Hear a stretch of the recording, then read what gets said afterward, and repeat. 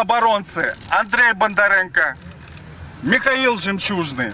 За їх так само треба змагатися. Завтра треба думати над тим, що нам робити, як нам почати жити без Лукашенки. Лукашенко, ти ходь, ти вкрав у нас будущину 20 років.